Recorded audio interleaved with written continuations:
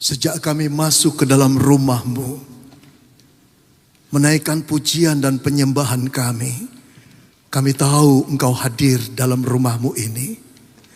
Kau Allah yang Immanuel menyertai kami dan menerima pujian kami. Engkau bertahta di pujian-pujian umat-Mu. Karena itu kami juga percaya Engkau akan berkata-kata kepada kami. Engkau akan berfirman kepada kami secara pribadi.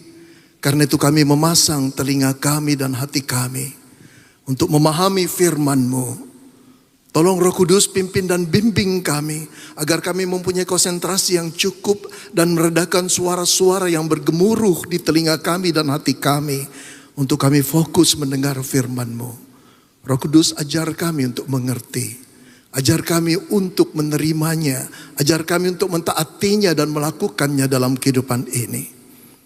Kami juga berdoa buat hamba-Mu yang akan menyampaikan firman-Mu. Dia sangat membutuhkan pimpinan dan bimbingan-Mu Roh Kudus. Dan biar dia boleh mengatakan apa yang benar sesuai dengan kehendak Tuhan di dalam firman-Mu. Allah, berkata-katalah, karena kami telah siap untuk mendengar. Dalam nama Tuhan Yesus Kristus yang percaya katakan amin.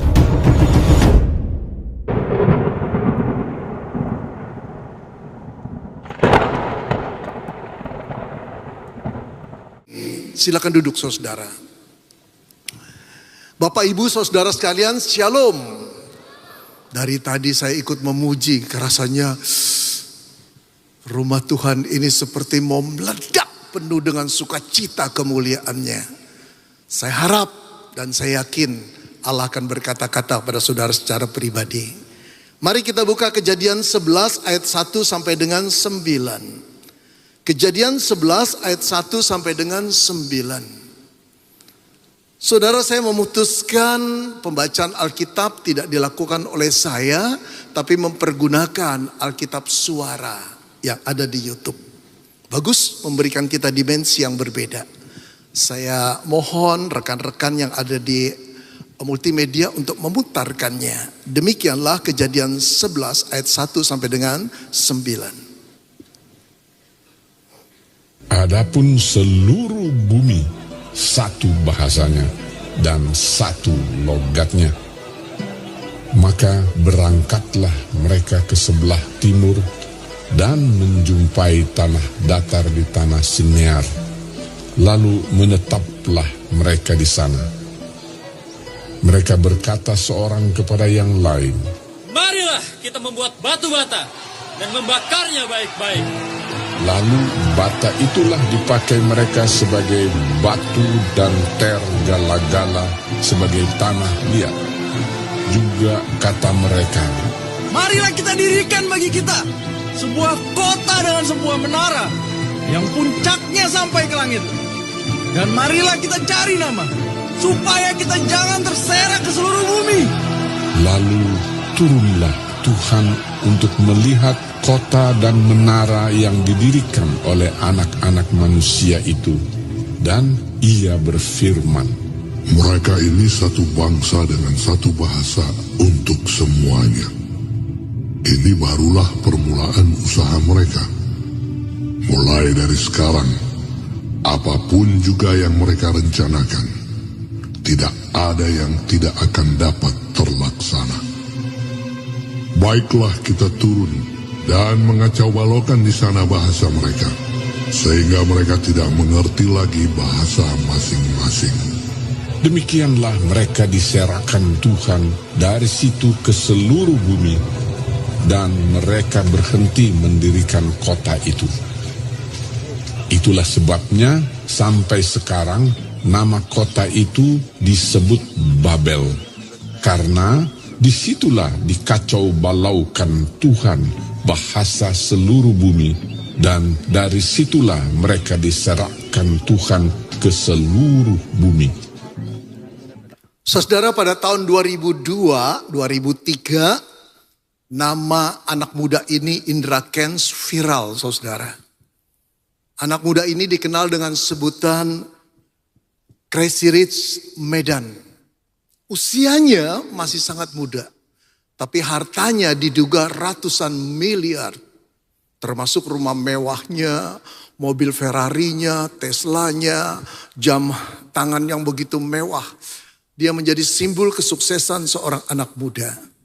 Tapi terkadang di dalam video-video yang diposting, kita melihat bagaimana dia membanggakan kesuksesan dan kepandaiannya.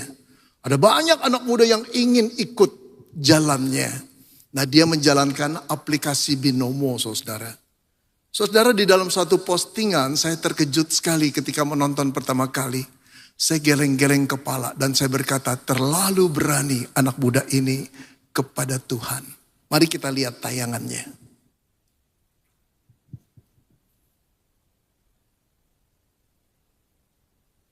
Kira-kira kalau Tuhan ngerubah nasib gua kembali jatuh miskin gimana ya? Nih, nggak bisa nih. Kenapa? Karena ketika gua sombong, gua pamer ya kan. Udah mau dibuat Tuhan aku miskin kan. Tiba-tiba baik aku beramal, bersedekah, bantuin orang. Nah, bingung. Habis itu dikasihlah aku makin kaya ya kan. Dapatlah rezeki itu kan. Sombong lagi aku, pamer lagi ya. Mau dimiskinkan lagi, beramal lagi aku, bersedekah lagi. Makanya Tuhan pun bingung mengambil keputusan boy. Gak tahu dia mau diapain aku ini. Maka Tuhan pun bingung ngambil keputusan. Mau diapain aku ini. Duh, saudara-saudara, sebagai orang yang jauh lebih tua, saya miris. Saya ingin berkata dalam hati, hai anak muda, yang kau hina itu Tuhanmu yang penuh kuasa, penciptamu yang maha dahsyat. Jangan kau buat guyon dan remehkan seperti itu. Saudara, tidak ada salahnya kalau saya, barangkali saudara juga setuju dengan saya, memberi judul video itu dengan judul kesombongan mendahului kejatuhan. Kesombongan mendahului kejatuhan. Apakah Tuhan bingung dengan logika pikirnya? Kalau Tuhan mau menghukum aku beri sumbangan. Dia diam. Setelah itu aku akan lagi jadi sombong. Setelah sombong Tuhan mau hukum aku sumbang lagi. Lu mau apa? Duh, saudara, dengan gampangnya beberapa orang yang ternyata dia menjalankan aplikasi yang tanpa izin dan palsu, saudara. Penipuan di dalamnya. Berapa orang, 2-3 orang melapor ke polisi, lalu polisi memanggilnya. Masuk ke pengadilan, kena berapa tahun saudara? 10 tahun penjara dengan denda 5M. Hari ini dia, anak muda ini ada dalam penjara. Saudara, saya menceritakan ini bukan dengan kebencian. Saya berdoa agar di dalam penjara dia mengenal Allah yang dia hina. Yang penuh dengan kasih sayang, kasih karunia. Yang mencari orang-orang yang berdosa untuk kembali pulang pada jalan kebenarannya. Saudara-saudara, kesombongan mendahului kejatuhan. Saudara, menunjukkan kehebatan kita pada orang lain memang menyenangkan. Memperlihatkan kemampuan kita untuk mendapat hormat orang lain itu asik, saudara. Kita menikmatinya, tapi jangan lupa kesombongan mendahului kejatuhan. Saudara, celakanya kesombongan itu ibarat virus yang tidak pandang bulu. Dia merasuk siapa saja. Dia merasuk orang besar, dia merasuk juga orang kecil. Dia merasuk orang percaya, dia merasuk juga orang tidak percaya. Dia merasuk hamba Tuhan, dia merasuk juga jemaat yang biasa, saudara. Tidak ada orang yang kebal pada dosa kesombongan. Dan kita semua mempunyai kecenderungan untuk menjadi sombong. Hanya kadarnya dan bidangnya mungkin beda-beda. Kadar dan bidangnya beda-beda. Oleh karena itu, saudara, dengarkanlah himbauan dari mimbar ini. Waspadailah virus kesombongan sekecil apapun. Dia akan berdampak besar dan menjatuhkan engkau dan saya. Nah, saudara-saudara, untuk kita memerangi dosa kesombongan bersama kuasa Roh Kudus, kita membutuhkan firman Allah. Kita kembali harus mendengarkan Kejadian 11 ayat 1-9, kisah tentang orang-orang Israel. Maaf saudara, orang-orang keturunan Nuh, Israelnya belum muncul, Abraham belum lahir, mendirikan menara Babel. Saudara-saudara, kisahnya dimulai dari ayat pertama. Mari kita lihat ayat pertama. Seluruh bumi satu bahasanya dan satu logatnya. Apa sih pentingnya informasi ini, saudara? Saudara-saudara, ini mau mengatakan begini. waktu itu di bumi ini ada orang-orang berasal dari satu keturunan Nuh. Dan anak dan menantunya semua, saudara. Anak-anak keturunan Nuh ini berbahasa satu, logatnya pun satu. Bisa dibayangkan, tidak terjadi miscommunication. Kompak mereka. Tidak ada yang salah dengan kekompakan mereka. Tapi kisah dimulai persoalannya pada waktu, saudara, mereka sampai ke tanah Sinear. Dikatakan oleh Alkitab tanah itu datar. Saudara, di dalam konteksnya seringkali anak-anak keturunan Nuh yang merantau dari satu bagian daerah ke daerah yang lain karena perintah Allah untuk memenuhi bumi, itu bertemu dengan tanah-tanah yang naik ke atas, turun ke bawah, berbukit, berlembah. Nggak baik buat cocok tanam. Nggak baik buat pertanian. Tapi ketika mereka masuk ke tanah Sinear, mereka terkejut. Tanah ini datar. Secara ekonomi potensial sekali untuk tinggal di tanah ini. Subur dan kandungan airnya banyak dan berlimpah. Lalu saya membayangkan, saudara, ada dialog yang terjadi. Barangkali seorang tua berkata, wow, tanah ini subur. Baik kita bercocok tanam di sini. Yang muda berkata, maksud Bapak apa? Tinggal di sini, Pak? Iya dong. Mau ngapain lagi pindah-pindah? Bukankah Tuhan menyuruh kita untuk memenuhi bumi, Pak? Aduh. Sampai kapan ngikutin perintah Tuhan? Maunya apa sih? Anak kita, cucu kita memerlukan tempat tinggal yang tetap. Maunya apa? Kita terus mengembara jadi nomaden. Kira-kira begitulah dialognya. Saudara-saudara, terjadi silang saling pendapat. Saya yakin kemudian diadakanlah Rapimnas, rapat pimpinan nasional untuk menentukan mau kemana anak-anak manusia ini atau manusia pada zaman itu berkoalisi. Tetap koalisi pada Allah atau tarik menjadi oposisi dengan Allah. Saudara, saya pikir itu betul-betul satu meeting, satu rapat yang ketat sekali. Adu pendapat antara berkoalisi dengan Allah atau keluar beroposisi dengan Allah. Lalu setelah perdebatan panjang diketuklah palu oleh ketua. Apa yang mereka putuskan? Kita tinggal di tanah Sinear dan tidak pedulikan keputusan Allah. Mau ngapain sih dia? Tinggal di sini.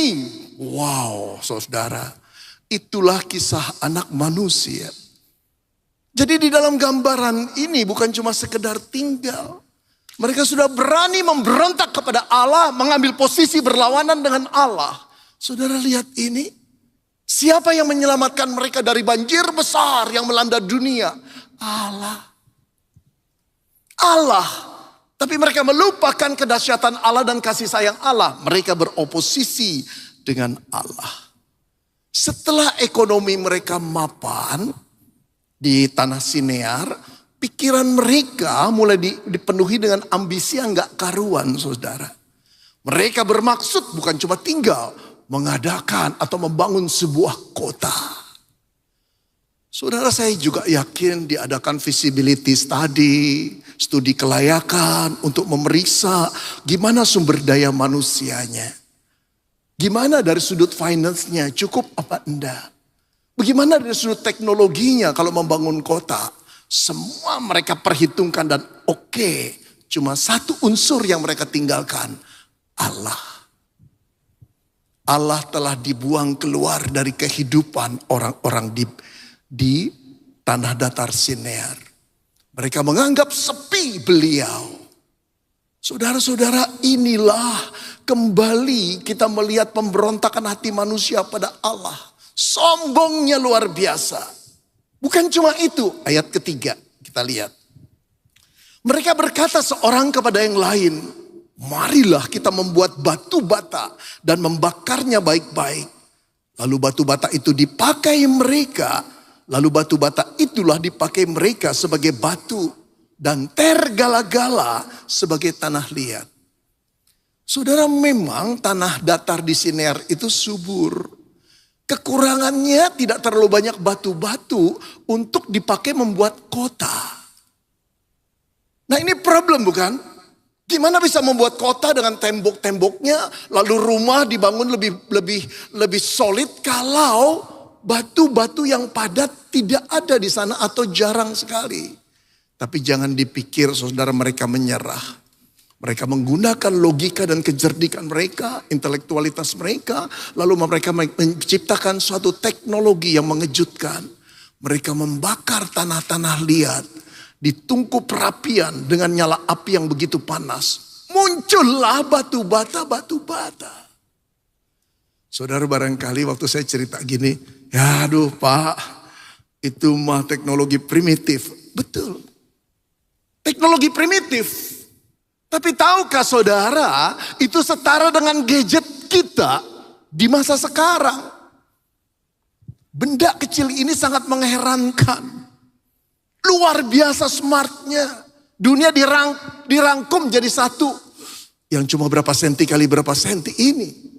Saudara-saudara, pada saat itu penemuan batu bata itu merupakan teknologi mutakhir yang bisa dicapai oleh manusia. Sekarang gak jadi persoalan. Kurang batu, mereka bisa menciptakan batu. Persoalannya adalah tidak ada semen untuk merekatkan batu itu. Mereka menemukan satu zat yang namanya tergala-gala. Saya cari di kamus, tergala-gala itu diumpamakan seperti aspal, saudara. Yang punya kekuatan merekat seperti semen. Sekarang gak jadi persoalan bukan? Mereka membangun kota. Mereka bangga dengan teknologi mereka. Saudara, padahal teknologi itu kalau dibanding dengan kita masih primitif. Tapi kebanggaannya sudah membuat mereka merasa bisa melawan Allah. Saudara-saudara yang dikasihi Tuhan, mari kita lihat ayat yang keempat. Setelah membangun kota, nggak selesai ambisi mereka di sana. Mereka punya proyek yang fenomenal untuk menunjukkan kepada Allah, kami tidak memerlukan engkau. Kami setara dengan engkau. Tidak usah ikut campur dalam kehidupan kami. Ayat keempat. Marilah, kata anak-anak manusia di zaman Nuh. Keturunan Nuh. Marilah kita dirikan bagi kita sebuah kota dengan sebuah menara yang puncaknya sampai ke langit. Wow, mengerikan. Menara yang puncaknya sampai ke langit. Saudara, tahukah saudara konsep orang-orang zaman dahulu? Anak-anak keturunan Nuh ini, siapa yang ada di langit? Allah. Kalau mereka bisa bikin menara yang puncaknya sampai ke langit, berarti sudah setara dengan Allah. Kita setara dengan Allah dan tidak perlu menghormati Allah, tidak perlu mengikuti perintah-perintahnya. Kita setara, bahkan kita geser Allah dari pusat hidup kita. Wow, mengerikan saudara. Pintu gerbang yang tingginya sudah sama dengan Allah di puncak langit. Saudara yang dikasihi Tuhan, bukan cuma itu. Sebetulnya mendirikan kota, mendirikan menara di zaman sekarang bukan suatu dosa kok. Tidak apa-apa dirikan menara, dirikan kota supaya dapat perlindungan. Persoalannya Allah memerintahkan mereka untuk penuhi bumi. Jadi ini melawan, betul-betul melawan saudara perintah Tuhan. Lalu yang kedua, saudara tahu kalau kita teruskan ayat keempat itu, berbunyi begini saudara, marilah kita cari nama. Jadi mendirikan menara itu untuk mencari nama. Let us make a name. Di situ bukan nama Tuhan yang tertinggi, nama mereka. Agar Allah dalam bayangan saya bisa melihat dan jadi gentar. Wow. Allah mulai bingung. Seperti anak muda yang bernama Indra Kents. Allah bingung. Tidak bingung. Terlalu kecil dirimu. Terlalu kecil diriku. Terlalu kecil manusia pada zaman anak-anak Nuh ini. Saudara-saudara, tujuan mereka diri sendiri. Betapa sombongnya mereka itu. Marilah kita cari nama. Let us make a name. Supaya tujuannya kita jangan terserak ke seluruh bumi. Jangan ikutin perintah Tuhan. Abaikan dia, cuekin dia. Padahal Allah memberi perintah. Ini saya lihatkan saudara ya. Perintah Allah yang pernah Allah berikan pada Adam dan Hawa saudara. Allah memberikan perintah kepada mereka dalam Kejadian 1 ayat 28. Beranak cuculah dan bertambah banyak. Penuhilah bumi. Dan taklukkanlah itu. Berkuasalah atas ikan-ikan di laut dan burung-burung di udara. Dan atas segala binatang yang merayap di bumi. Allah menciptakan Adam dan Hawa. Allah memberkati mereka jadi suami istri. Karena Allah punya rencana. Manusia diberi mandat oleh Allah untuk menguasai bumi ini. Menjadi makhluk yang lebih mulia daripada ciptaan yang lain. Tinggal di seluruh pelosok bumi. Dari pelosok-pelosok inilah mereka hidup untuk kemuliaan Tuhan. Itu desain Allah. Tetapi Adam dan Hawa tidak peduli dengan perintah Tuhan. Mereka terbujuk untuk makan buah pohon dari pohon yang jahat dan yang baik yang ada di tengah Taman Eden. Setan berkata, makanlah engkau akan jadi seperti Allah. Keinginan jadi seperti Allah, muncul kesombongan. Seperti anak-anak keturunan Adam. Mari kita jadikan menara yang puncaknya sampai ke langit. Adam dan Hawa terbujuk oleh setan. Engkau akan jadi seperti Allah. Saudara-saudara yang dikasihi Tuhan, setelah anak manusia keturunan Adam dan Hawa dimusnahkan dengan air bah. Hanya anak-anak keturunan Nuh. Begitu mereka turun dari air, dari perahu yang besar. Allah berkata, penuhilah bumi, beranak cuculah. Perintah yang sama Allah berikan. Tapi generasi yang berbeda responnya tetap sama. Memberontak terhadap Allah. Saudara, menyedihkan bukan kisah umat manusia. Bukan taat pada pencipta dan penyelamatnya. Tapi hendak menggeser mereka. Hendak menggeser Allah dari kehidupan mereka. Tapi jangan salah sangka. Dosa yang sama dan kecenderungan yang sama ada pada dirimu dan pada diriku. Saudara, tidak ada dosa yang tidak membuat rasa bersalah. Kecuali satu, dosa kesombongan. Setiap dosa yang kita lakukan menimbulkan perasaan guilty feeling dalam diri kita. Membuat perasaan kita sulit sekali untuk tenang. Tapi ada satu dosa yang kita lakukan justru membuat kita bangga. Dan merasa kita benar. Dosa apa? Dosa kesombongan. Saudara, dosa kesombongan itu seperti oksigen yang ada di dalam paru-paru kita. Tidak berasa tapi sudah ada dan selalu ada. Bahaya sekali saudara. Saudara, seorang teolog Katolik. Pada abad ke-13, beliau orang yang ternama di bidang teologi, namanya Thomas Aquinas. Dia berkata satu kalimat yang mencengangkan saya. Pride is the father of all sins. Kesombongan adalah bapa dari segala dosa. Masa sih? Maksudnya gimana sih? Kita bertanya. Saudara perhatikan. Adam dan Hawa terpancing dengan dosa, ingin jadi seperti Allah. Sombong sekali. Dia menuruti bujukan iblis. Kau tidak akan mati, tapi engkau akan jadi seperti Allah. Kesombongan mulai memompa ambisi mereka. Mereka memakan buah pohon yang ada di tengah-tengah taman yang dilarang Tuhan. Begitu mereka jatuh dalam dosa kesombongan, kemudian dosa itu beranak pinak dengan jenis keturunan yang berbeda-beda. Saudara, dosa kesombongan kemudian melahirkan dosa dusta. Dosa kesombongan melahirkan dosa iri hati. Dosa kesombongan melahirkan dosa meremehkan orang lain, menindas orang lain, membunuh orang lain. Dosa kesombongan membuat kita jadi egois. Dan dosa kesombongan, saudara, membuat perselingkuhan terjadi. Gimana nyambungnya, Pak? Pikir sendiri saja. Semua beranak dari dosa kesombongan, saudara.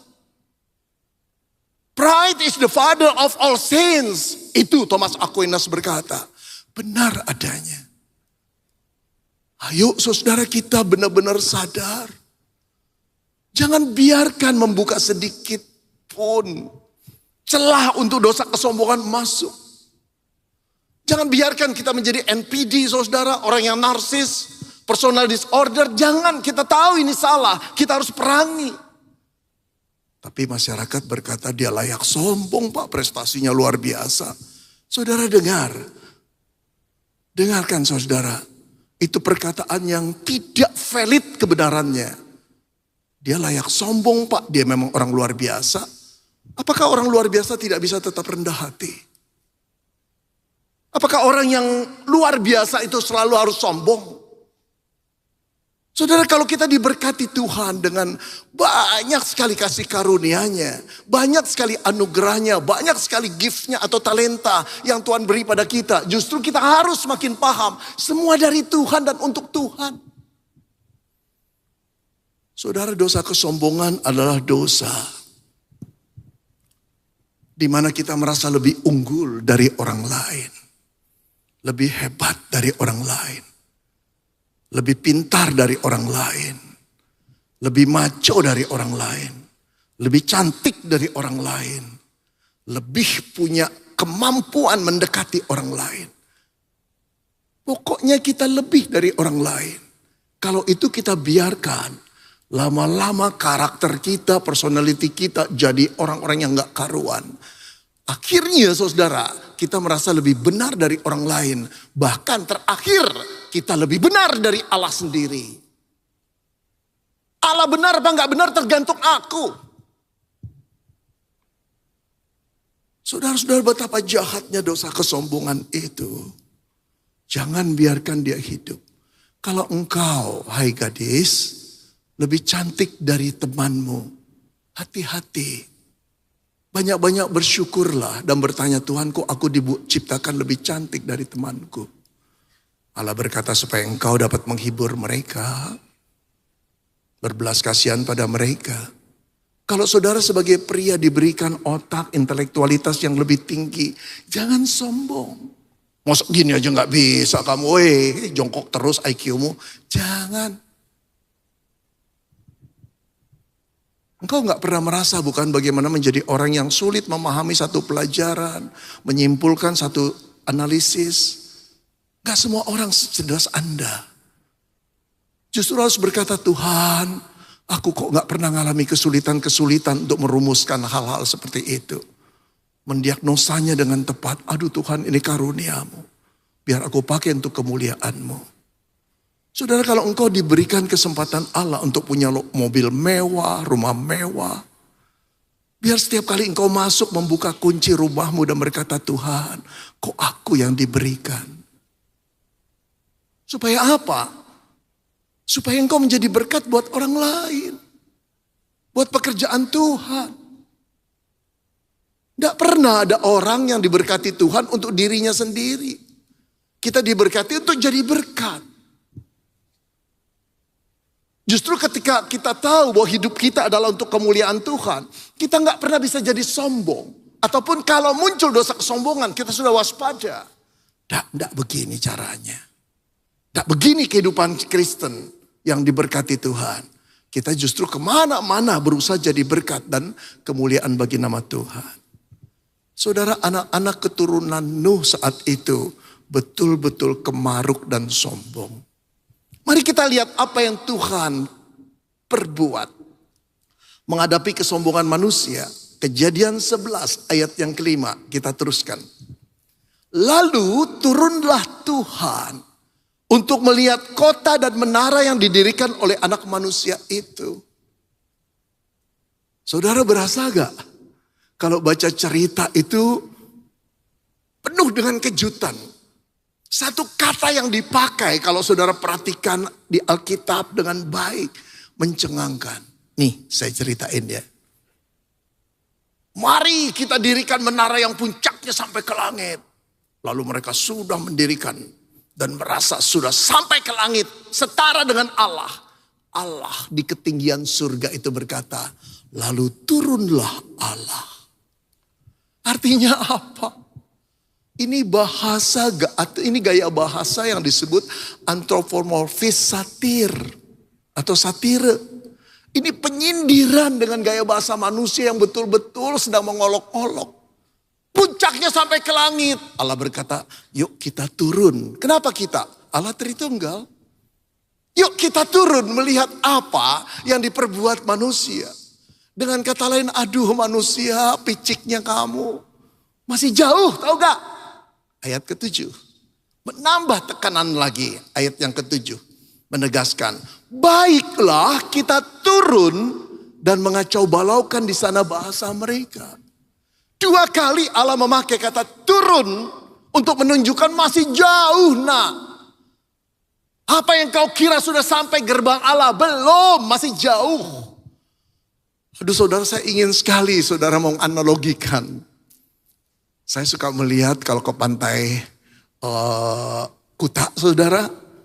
Banyak orang membuat rumah-rumahan dengan kakinya, lalu mendirikan di pasir itu ya. Atau gimana caranya lah. Nah coba kalau saudara bayangkan, ada sekelompok anak-anak berkata, yuk kita dirikan rumah dari pasir. Oke. Wah bermain. Wah rumahmu bagus, rumahmu juga bagus. Aku pengen jadi yang ada bentengnya. Kalau gitu kita diriin kota. Wah mereka diriin kota. Lalu dia usul, gimana kalau kita diriin menara yang puncaknya sampai ke langit? Wih, ide bagus, bagus, diriin menara.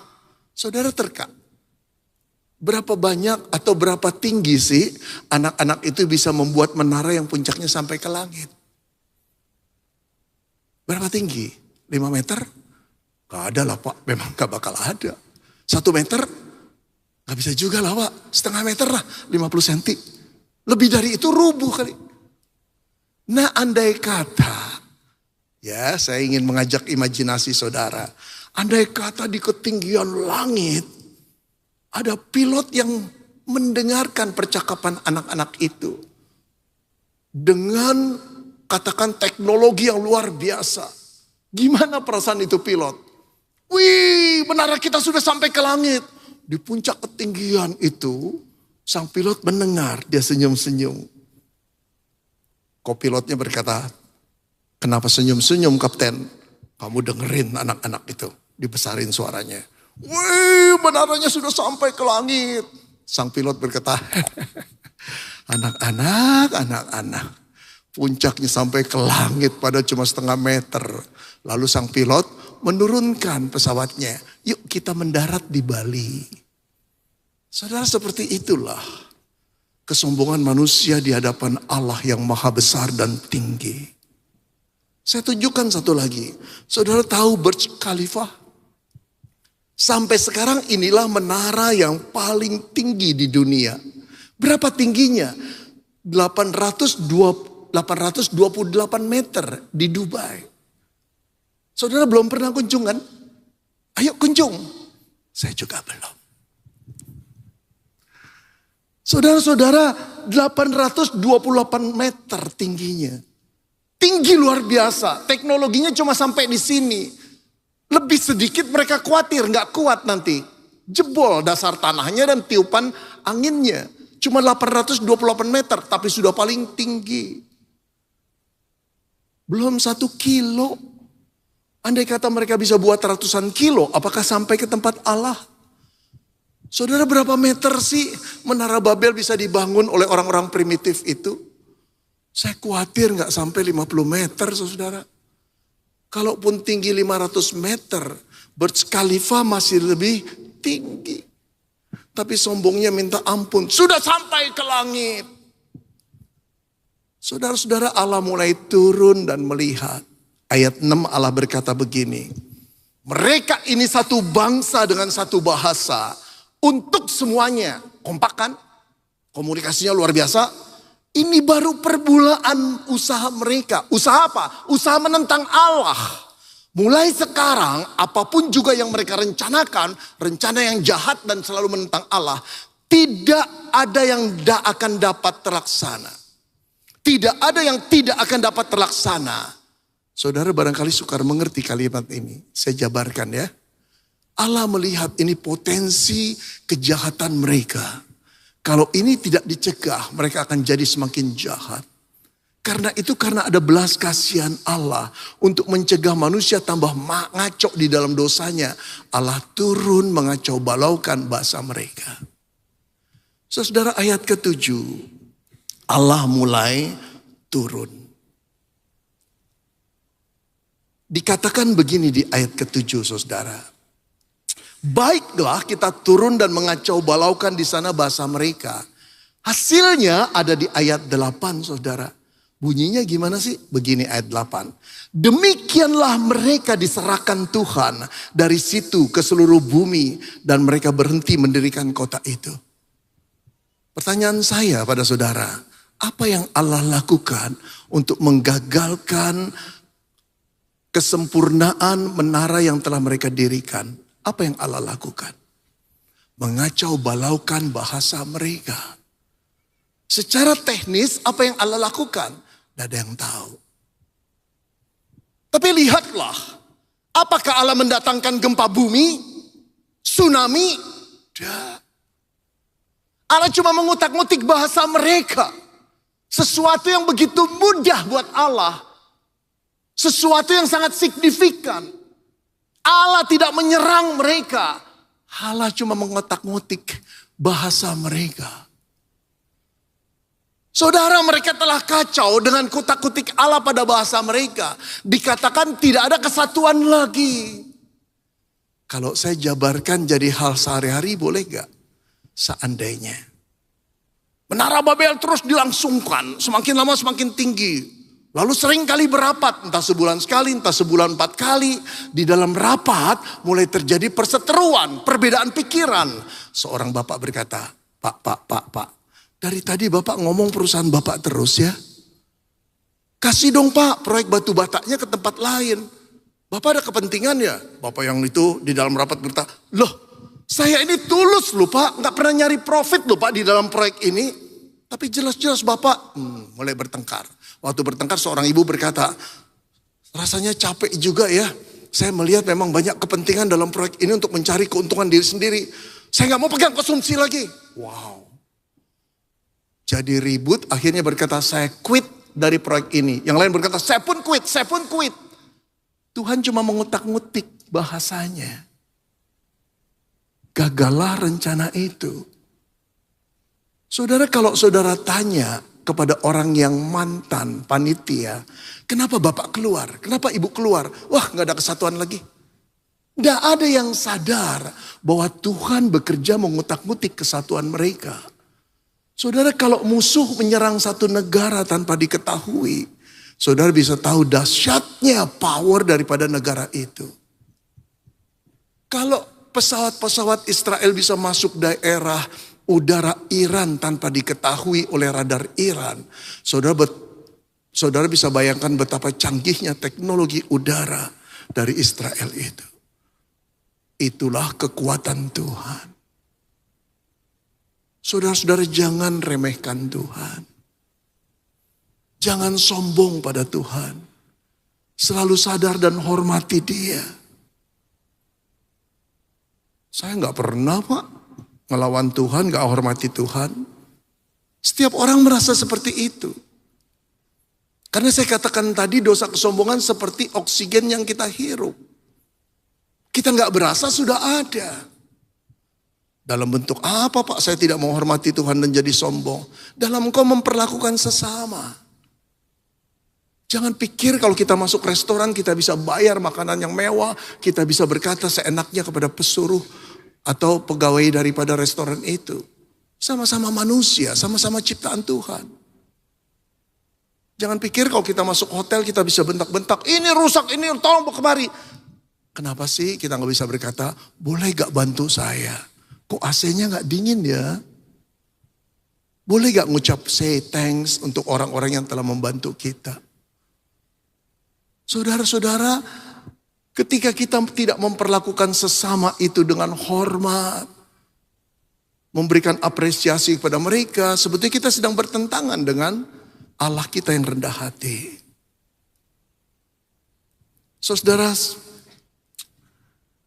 sulit sekali dipercaya bahwa Yesus Kristus yang rendah hati itu menghasilkan umat Kristen yang sombong. Tapi itu kenyataannya. Dan saudara-saudara, saya telah hidup menjadi orang Kristen lebih 4 dekade. Dan saya menemukan yang sombong bukan orang-orang biasa. Orang yang luar biasa. Orang yang diberkati Tuhan lebih limpah daripada jemaat yang lain.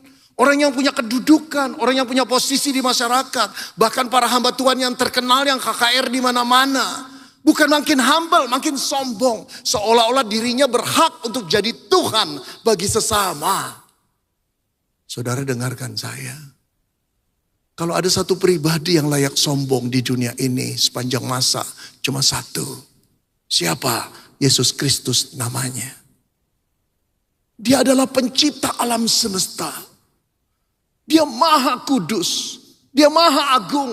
Dia tidak pernah jatuh dalam dosa. Dia membenci dosa. Dia Allah yang penuh kasih. Dia Allah yang adil. Dia Allah yang berkuasa. Dialah yang layak sombong. Tapi saudara tahu, ketika manusia melawan dia, melukai hatinya, memberontak kepada dia, dia yang seharusnya menunjukkan kuasanya sebagai Allah, turun ke dalam dunia dan membasmi hidup manusia. Di malam Natal yang pertama dia tanggalkan seluruh kedaulatannya, seluruh keagungannya, seluruh kehormatannya, turun menjadi manusia. Hidup sebagai hamba, dicaci maki, disalahpahami, dikata-katai. Kolose 1 ayat 16 berkata, padahal seluruh kepenuhan Allah hadir dalam hidupnya. Apakah dia menunjukkan siapa dirinya? Tidak. Bahkan saudara tahu ketika dia dihina, dia diadili seperti kriminal yang tidak berdaya, dituduh sana sini, dia dicambuk, dia disiksa luar biasa. Kemudian dia dipaku di kayu salib. Saat dia berkata, Bapa, aku serahkan nyawaku kepadamu. Kenapa dia tidak tunjukkan siapa dirinya? Kalau kita tersinggung sama pelayan, sama tukang parkir aja sih kita tunjukkan. Lu gak tahu siapa gue? Kalau kita ribut sama orang, oke Pak, oke. Bapak nyesel ribut sama saya. Gak tahu ya saya orang Surabaya seperti apa. Gak tahu ya Pak ya saya di Surabaya seperti apa. Jangankan bupati, wali kota. Gubernurnya saya kenal Pak. Oke, kita terpancing begitu bukan? Tapi Kristus tidak. Dia tidak menunjukkan kedahsyatan, keagungan, kedaulatannya. Dia diam seperti kriminal yang tidak mampu apa-apa. Kerendahan hatinya begitu natural. Mendarah daging. Bahkan ketika penjahat di sebelahnya yang menghina dia, lalu berkata, Yesus, ingatlah akan daku ketika engkau masuk ke dalam kerajaanmu, ke Firdaus. Ketika engkau datang sebagai raja, lalu Yesus berkata, hari ini juga engkau akan ada bersamaku di dalam Firdaus. Tidak ada kesombongannya. Dia menghargai siapapun. Dia mencintai siapapun. Bagaimana mungkin kita mempunyai Allah yang rendah hati, kita dibentuk menjadi orang yang sombong. Malu sama Tuhan.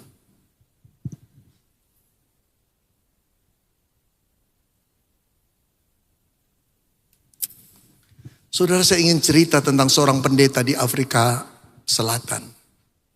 Waktu dia sekolah di sekolah tinggi teologi, dia menjadi murid yang pandai. Bakat memimpin, bakat berkhotbah luar biasa. Dia pandai bergaul dan rendah hati. Wow, saudara, ketika dia praktek 1 tahun jadi vikaris, orang senang dengan dia. Gereja-gereja meminta dia, kamu pelayanan di sini aja ya. Tapi itu dulu, setelah dia menjadi petinggi sinode, setelah 20 tahun dia KKR di mana-mana. Saudara dan saya akan mendapati figur yang berbeda. Orang yang tinggi hati, tidak kenal dibantah, otoriter, saudara. Kadang-kadang mulutnya tajam menyakiti orang yang berbeda dengan dia. Nah, satu kali dia ingin melanjutkan studinya di Amerika. Dia tulis lamaran, dia tulis pengalaman pelayanannya. Lalu dia minta beasiswa. Diterima. Bukan cuma diterima untuk S2 sampai S3, PhD. Dijamin untuk sekolahnya dibiayai. Dapat scholarship, beasiswa. Saudara, hari itu dia pergi ke Amerika. Setelah goodbye dengan teman-temannya, seluruh sinode tahu dia sudah diterima karena memang pandainya. Saudara, setelah turun di airport dengan 4 koper gede-gede itu, saudara, dia masuk ke taksi lagi. Dia kasih tahu alamat seminarinya. Seminar itu STT, Sekolah Tinggi Teologi. Saudara, ketika dia sampai di sana, sayangnya itu masih liburan. Jadi nggak ada orang sama sekali, nggak ada mahasiswa yang tinggal di sana. Sekarang dia ngalami kebingungan. Dia tahu asramanya, dia tahu nomor kamarnya, tapi dia tidak tahu di mana itu buildingnya. Ini 4 koper sudah gede-gede sudah di sini. Supir taksi sudah berlalu. Ketika dia bingung, datanglah seorang tua, kurus, menyapa dia dari belakang. Can I help you, sir? Dia, wow, untung ada kamu. Ya, saya mahasiswa baru di sini. Saya dapat scholarship di sini. Kamu tunjukin, ini buildingnya di mana? Oh, saya tahu Tuhan, ikut saya. Tolong ya, bawain koper-kopernya. Nanti saya kasih tips sama kamu. Oke, saya kasih tips. Saudara, orang tua itu berkata, of course, it is my job. Kemudian saudara diangkat, itu buildingnya Tuhan. Geret-geret orang tua kurus itu. Naik satu persatu, kopernya terengah-engah. Ambil lagi ya, ambil lagi. Diambil lagi sampai 4. Jangan takut, aku kasih tips kamu. Setelah semuanya selesai, ini kamar Tuhan. Silakan istirahat. Oke, thank you. Dikeluarkan $20. Ini buat kamu. Thanks sir, it's my job. Ambil saja, gak ada orang, ambil. Terima kasih banyak. Gak perlu. Ya sudah, dia gak salah dong. Dia kasih tips, gak mau ya udah. Saudara-saudara, 2 minggu kemudian, acara pembukaan semester yang baru diadakan. Dimulai dengan satu kebaktian, satu aula yang besar sekali, ribuan mahasiswa di dalamnya masuk dan mulai kebaktian. Dosen-dosen berjajar dengan toga-toganya, S3 semua saudara. Lalu Sang WL mulai membuka dengan meminta semua hadirin berdiri, satu lagu hymn yang klasik dinyanyikan. Wow, rasanya Allah tuh hadir betul-betul. Dan pendeta Afrika Selatan ini bangga sekali. Aku sekolah di sini, luar biasa. Saudara, setelah selesai puji-pujian dilakukan, sang liturgos berkata, sekarang kita minta ketua kita untuk menyampaikan firman Tuhan. Dari bangku paling depan muncullah seorang lelaki kurus dengan toga yang kepanjangan dan keberatan. Naik pelan-pelan. Saudara, waktu dia naik di sini, orang tua itu dengan lembah lembut berkata, Shalom. Saudara-saudaraku, rekan-rekanku, semoga kalian semua baik. Dan kita bisa mulai nanti semester yang baru dengan kuasa Tuhan. Saudara-saudara, ketika melihat siapa yang naik, pucat piaslah pendeta Afrika Selatan itu. Jantungnya berdetak keras. Siapa yang naik? Loper kopernya dia. Yang ngangkat terengah-engah 4 koper besar itu. Saudara, mulai pucat dia, mulai berdetak lebih keras. Kemudian bapak tua itu mulai menjabarkan firman Tuhan. Suaranya tidak lantang. Tapi pendeta Afrika Selatan tuh lihat semua orang menuju kepada rektornya. Lalu firman Tuhan itu diberitakan pelan-pelan. Kuasa Allah bekerja. Orang-orang mulai tertunduk. Dan saudara tahu apa yang terjadi dengan pendeta Afrika Selatan? Air matanya mengalir, tidak pernah berhenti. Lalu dia berkata dalam hati, I see Jesus in this man. I see Jesus in this man. Aku melihat Yesus dalam diri orang ini. Dia nangis tertunduk. kesombongan hatinya dihancurkan oleh kerendahan hati rektornya. Saudara, tidak pernah orang yang sombong dimenangkan oleh kesombongan kita. Bahkan kesombongan kita hanya memancing kesombongan orang lain. Tapi orang yang rendah hati selalu memenangkan kesombongan orang lain. Dan Yesus, penebus yang rendah hati, berkata, rendahkanlah dirimu di dalam tangan Tuhan, dan Dia akan meninggikan engkau.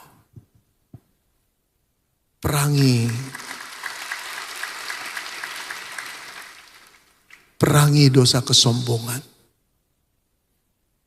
Katakan pada Tuhan, aku ingin menjadi rendah hati seperti Engkau, Yesus. Biar namanya dipermuliakan. Saudara mau berdoa seperti itu? Mari berdoa bersama saya.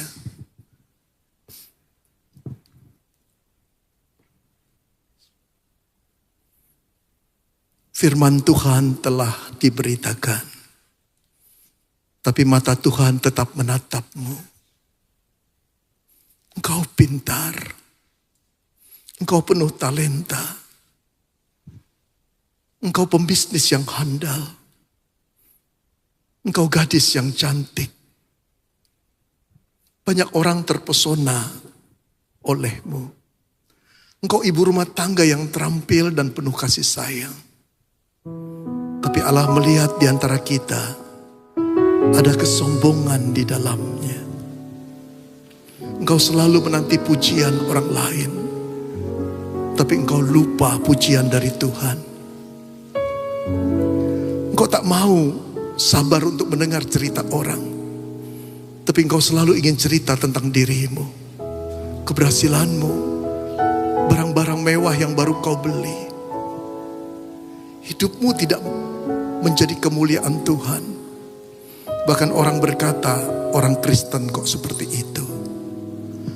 Tapi hari ini ketika Tuhan menatapmu dan ingin mengubah hidupmu menjadi pribadi yang rendah hati seperti Dia, maukah engkau berkata, aku hanya sekedar bejana Tuhan. Bentuk aku seperti yang Kau inginkan.